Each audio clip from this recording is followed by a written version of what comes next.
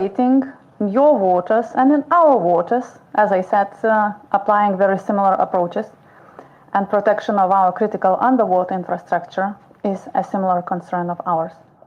We shared our recent initiatives, including a regional response algorithm for undersea infrastructure threats, and I hope this is going to be useful to our colleagues here as well. We addressed critical topics like cybersecurity, where we proposed to host first bilateral consultations later this year, and invited the Philippines to take part in our national cyber defense exercise Amber Mist this November. Additionally, we agreed to explore closer cooperation in fighting hybrid threats, disinformation, enhancing societal resistance, and civil defense. And I know that Philippines are very strong in civil defense and in crisis management, when engagement of society is a critical part of the process. Your society is really resilient, your society is really strong and contributing to your total defense conception, to your civil defense concept. So I think there's a lot to share here. And on the defense industry front, we identified concrete areas of collaboration, quite a lot of them, including UAV systems, explosives production, maritime capabilities, and many others. And we welcome the possibility of deeper political and military dialogue, including mutual visits. We hope to host Philippines Department of National Defense delegation to Lithuania later this year to deepen our dialogue and cooperation. And among other topics that we discussed is possibility to have an exchange of classified information, support to Ukraine, and national security-related migration issues. Last but not least, we're looking forward to continue mill-to-mill cooperation, including through participation in exercises, including Balikatan. And I'm grateful to the government of Philippines for their warm hospitality and for sharing our commitment to strengthening regional stability, which now becomes global stability, resilience, and mutual support in the face of evolving global threats. I believe that Europe, Indo-Pacific, and United States form now a triangle of resistance, a triangle of resilience, and we need to face together all the threats that are coming our way. I'll be happy to answer your questions. Thank you very much to the Honorable Minister Dovile Sakaliene for visiting us. It's not an easy journey from Lithuania to the Philippines. However, in the Shangri-La dialogue, both of us agreed that we need to work together cross-regionally for several important things. First is the importance of maintaining and stressing the rule of law in the international sphere, particularly a rules-based global order. And our maritime security, which is based on fundamental principles of international law. Secondly, it's the need to resist any unilateral attempts to reword or re-engineer maritime law and the international order to the benefit of new powers that want to dominate the world and to the detriment of smaller nations. Thirdly, is the need to work cross-regionally because of shared threats and threat actors.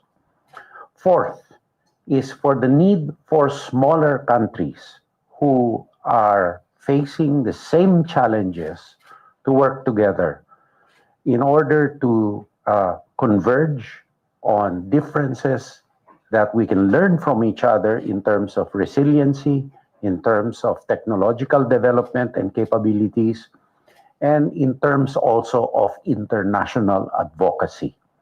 The small nations, as our president has always said, need a firm voice in international affairs. And we both resist the nomenclature that we are mere agents of other large powers when our people bear the brunt of standing up for our own national interests and our own futures as we decided.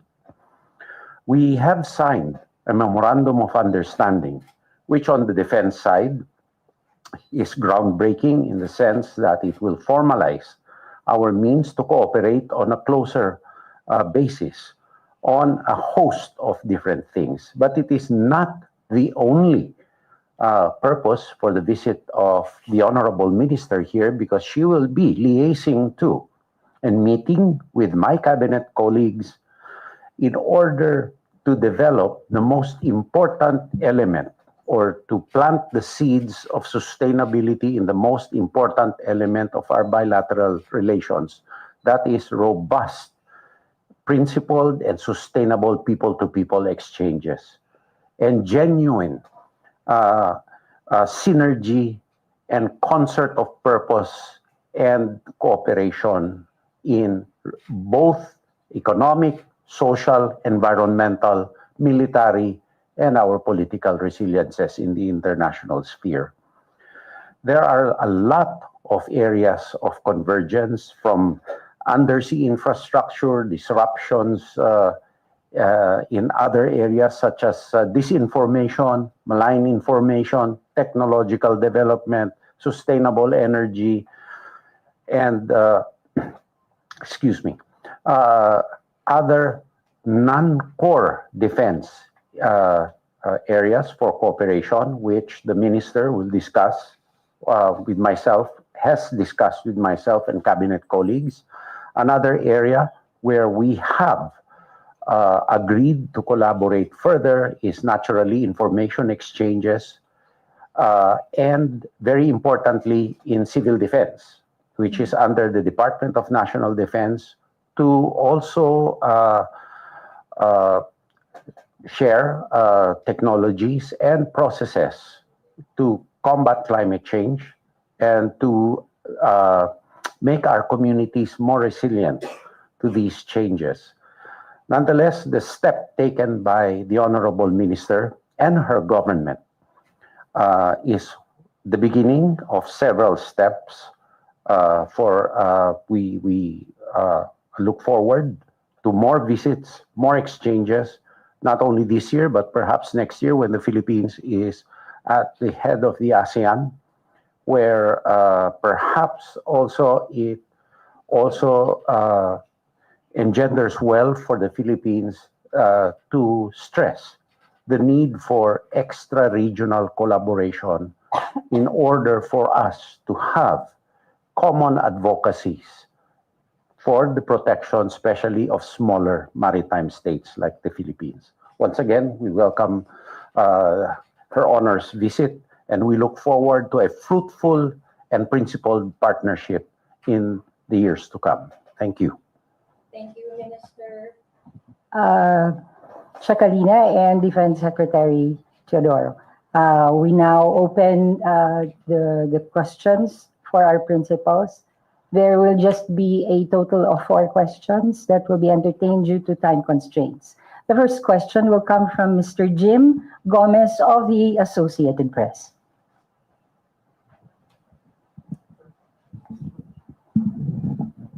Good afternoon, Secretary and Minister. If I may ask my first question, I'll ask 2 different questions for each. For the Minister, Minister, at the Shangri-La Dialogue in Singapore early last month, you raised an urgent concern over what you said was the emerging authoritarian axis of China, Russia, North Korea, and Iran. So, can you tell us what's the bottom line of your concern? How is that impacting Europe, your region, and how can it impact the Indo-Pacific region? And what do you think is the proper response of the Western and allied nations? And if I may continue to read my second question for Secretary Teodoro. Secretary, Japan has proposed that the East China Sea and the South China Sea be treated by all stakeholders as one military theater. Obviously, based on the bottom line that the concerns over acts of aggression are similar in both offshore regions. My question is, what is your take on this one theater concept of Japan, and what will it entail? Thank you. Thank you for a really great question. Well, your question by itself shows that you fully understand the complex geopolitical reality, as I said in the very beginning of my statement. And what we see now is that authoritarian states are really cooperating very efficiently, both supporting each other politically, financially, militarily. And we see one of the worst results of their cooperation in Ukraine, where Russia, working together with Iran, with North Korea, and with China, is annihilating a free and independent country in the middle of Europe.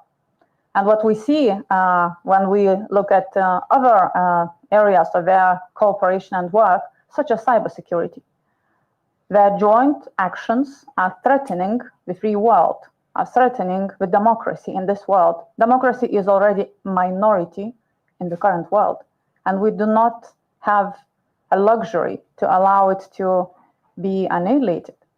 Lithuania has already experienced what it means to be occupied by an empire twice, by Russian Empire and then by Soviet Russia.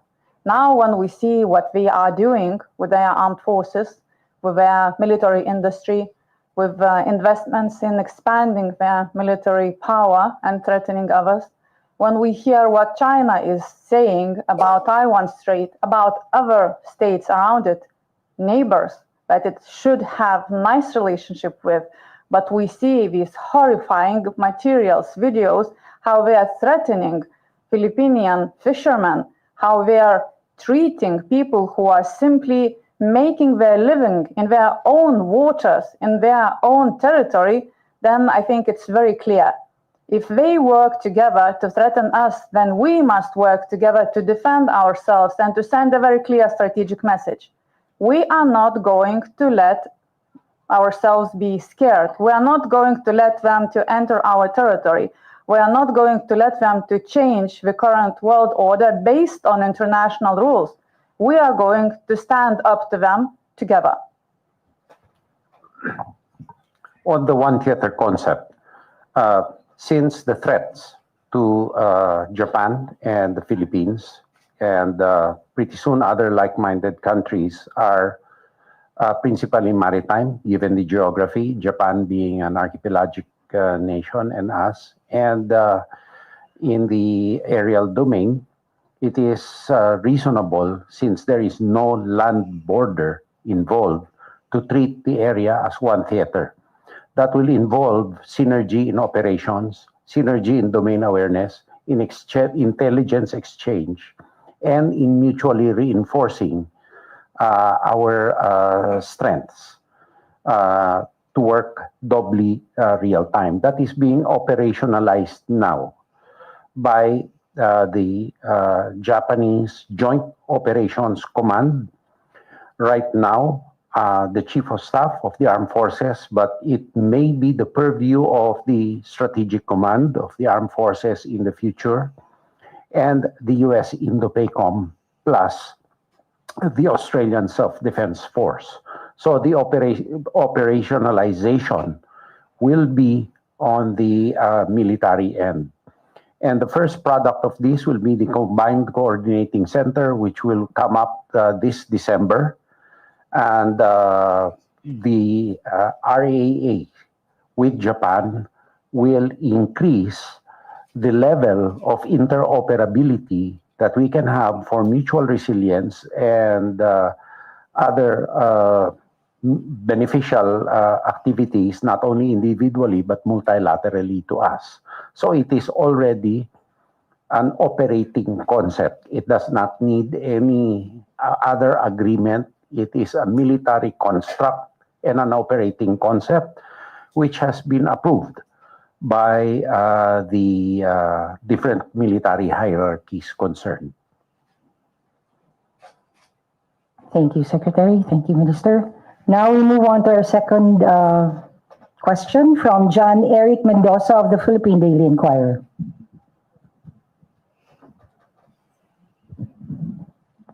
Yes, so good afternoon, Minister. Good afternoon. This question is addressed to Secretary Teodoro. May we ask your reaction on reports that U.S. lawmakers are looking at establishing an ammunition production and storage facility at the former American Naval Base in Subic Bay due to what they say is the lack of forward stage ammunition manufacturing in the Indo-Pacific region? And also, sir, any updates on the MRF projects? How soon are we signing the agreement? Thank you. On the reported production of an ammunition facility in Subic, I have yet to see a formal proposal, but naturally we will consider it, and any production entity which will be of benefit to the Philippines, and not only in terms of our resilience, but improving, giving employment and other technological transfers is definitely encouraged, being a like-minded and a treaty partner in itself. Now, as to the MRF, we are still evaluating proposals. It is not only the purchase of the MRF per se, which we need to deal with, but also to make the MRFs operational as a force package, meaning to say, we need the AWACS capability. A lot of countries have experienced the fact that they are realizing that they need AWACS, notwithstanding the fact that their satellite capability, it's not enough. We need tankers and we need sustainment. It's easy to buy, but to maintain and to use the equipment with adequate stores, reserves, and munitions, which will add considerably to the cost of the package, must be all taken into account. And we are in constant coordination with the DOF and the DBM regarding the continuity of funding available. It is easy to buy and make the first tranche. However, what we do not want is to buy, have orders, have deliveries, and not being able to use them to their optimal, for their optimal use, and just have them flying air shows. That we will not countenance. So if you notice in the MRF package, we have increased the force size. We will not buy equipment which will not make a difference, which will not add to deterrence. Secondly, we will not buy standalone equipment. If there are standalones, fine. However, if equipment per se need support equipment, we will also have to put aside funds for that. Thirdly, we have to make adequate reserves of munitions per aircraft. And fourthly, we have to have the consensus of the finance department and the legislature that they will spend annually for adequate sustainment of these platforms so that they will not be displaced in the gates of an airbase. Those are the considerations that we need to deal with. And these are very real considerations. I know the expectations of our people, but it is my responsibility to make sure that each peso spent can be supported and justified. Okay, our third question comes from Mikhail Flores of Reuters. Hi, good afternoon, ministers. For Minister Sakaliene, in Lithuania's Indo-Pacific strategy, it mentioned the need for Europe to have a unified voice and avoiding divisive formats in dealing with the countries in the region. In your view, is Europe doing enough in terms of pushing back against China's actions in the South China Sea? And if not, what do you think can EU nations do more to sort of serve as a deterrent to China's aggressive actions in this part of the world? And for Secretary Teodoro, before I go to my question, and if I may, just wondering if the One Theater concept also expands to the Korean Peninsula or just the East and South China Seas. And to my question, under your watch, the Philippines has expanded its arc of alliances to include, for example, New Zealand and Japan, and now with the MOU with Lithuania. What sort of strategic value added are you seeing with this kind of cooperation with Lithuania, particularly on munitions production and on cyber security. Yeah, thank you. Thank you. So actually, yes, thank you for mentioning our Indo-Pacific strategy. And I believe that this sends a very clear message that we believe more should be done when we talk about cooperation, as I said, of democratic states. And even though geographically there is thousands of miles separating Baltic states and Indo-Pacific, Lithuania and Philippines, or Lithuania and Japan, or Lithuania and South Korea. But the interesting thing is that we are facing absolutely similar threats, and our hostile neighbors are using absolutely similar approach. And therefore, when you ask what more we can do to push back regarding hostile actions by China, I'd like to remind that Lithuania was the one to break down this divisive format that China was using for cooperation with European Union, where it handpicked the newer states of European Union, those who were under occupation of Russia or under partial occupation of Russia in so-called near foreign interest zone, where they were pressuring on those states. And then we clearly said that if you want to cooperate with the European Union, then it's all of us. It's not special groups for bigger pressure or for suggesting different cooperation. We have been calling out Chinese hostile actions always loudly and clearly. At the same time, we have been also encouraging our colleagues in European Union to have similar policies regarding sanctions, regarding clear political vision of who our partners are, of who our allies are.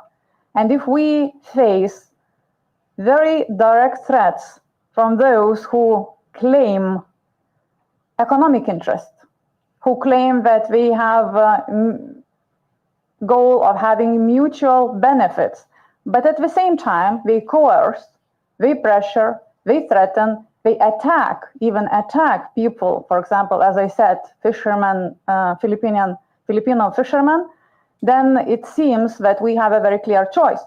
And also when we talk about energy security, critical underwater infrastructure, when we talk about investment into critical infrastructure, Lithuania has quite a clear and probably the strictest filter in all of European Union for screening investors so that they do not pose any threat after they place their investments. And we now see in very different parts of the world what happens when you get a news of certain investments around your neck and how then all the governments are being pressured.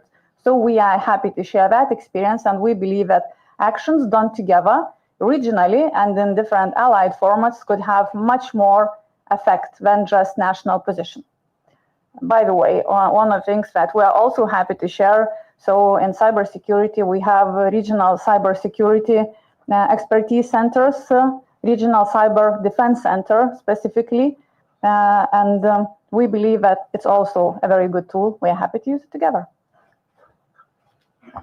I think the Honorable Minister has answered the benefit to the Philippines pretty well. And for me to add would just detract from the force of the answer. Okay. Our final question comes from Joy Cantos of the Filipino Star ngayon. Ito ang pinakahihintay ko sa lahat eh. Good afternoon. Sir, does the MAU includes provision for joint military exercise in a broader military spectrum, intelligence sharing, and defense technology transfers? There will be military exchanges and maritime cooperative activities. But for broader military exercises, we need a status of visiting forces agreement. Now let's see where our cooperation will lead us to. But the important thing is we realize that we need to be together in spite of the fact that we are from different regions, because the threats and the threat actors are similar. And we have to view this from a defense angle, and it is the responsibility of defense officials to anticipate and to prepare to defend against and resist these threats. Madam Defense Minister, labad yan na is Becky Adbeg. Pakiulit yung, Filipinos. ano yung unang sinabi mo? Mukhang, Labad yan na mukhang hindi maganda pakinggan yan. Ano? I'm just welcoming her to the Philippines. It was With your now, thank you. Thank you. this is my question anyway. With due regards to Lithuania's strong stance against Russia and its aggression versus Ukraine, and with Philippine maritime dispute with China, how does this partnership strengthen your position in regional security issues? Because the problem is too complex. It's so legal in nature. Can you please repeat the last part of the question? I'm so sorry.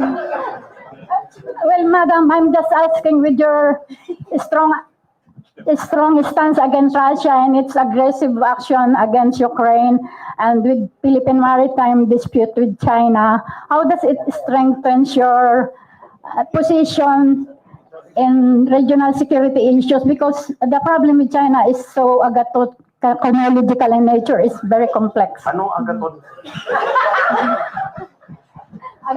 Chronological in nature. I'm sorry to say that it's bad and evil. They're an emerging military titans. That's why they want to show the world that they're a superpower too. Thank you. It's a very insightful question, very important, and thank you so much for greeting me in Lithuanian. Laba diena is hello in Lithuanian. Yan ba ibig mo sabihin? Hindi, yan ba ibig mo sabihin talaga? Oo, iba yung... I'm deeply touched. It's really a very, very warm family. Yes? So it's Lava Diana, not the other thing. Thank you.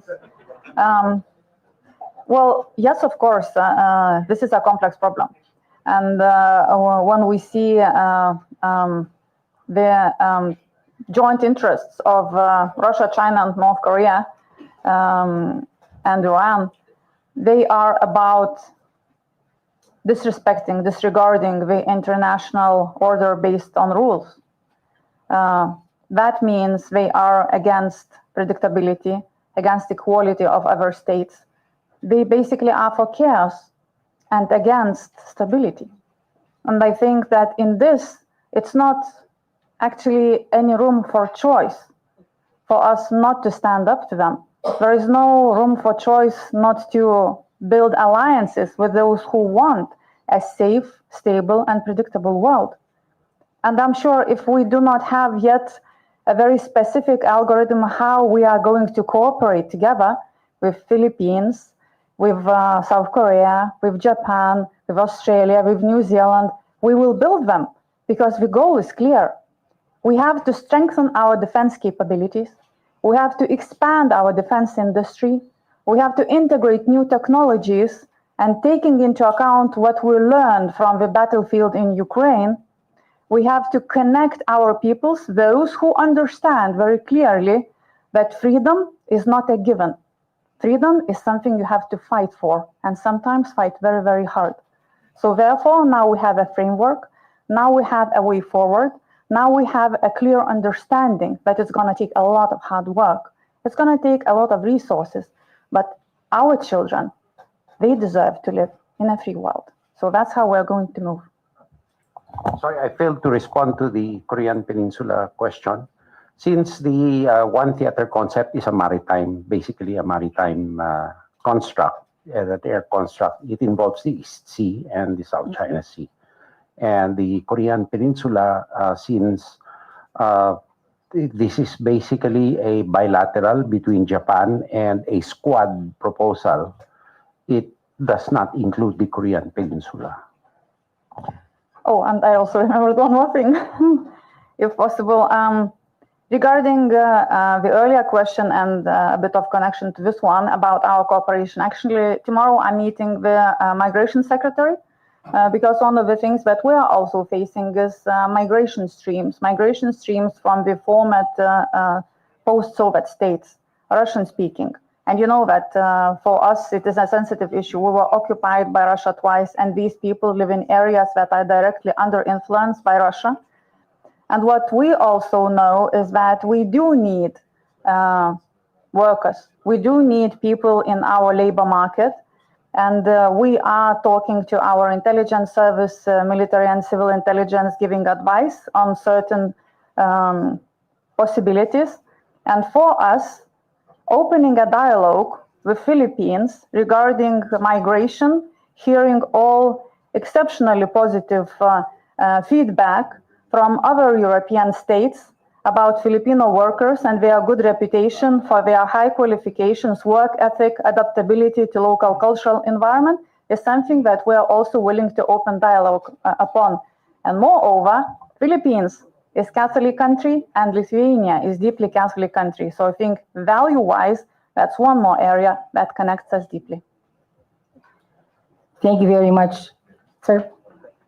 Thank you very much, Minister, and thank you very much, Secretary. That ends our press conference. Thank you very much. Before standing up, please, our audience, let us have the Minister and the Secretary exit.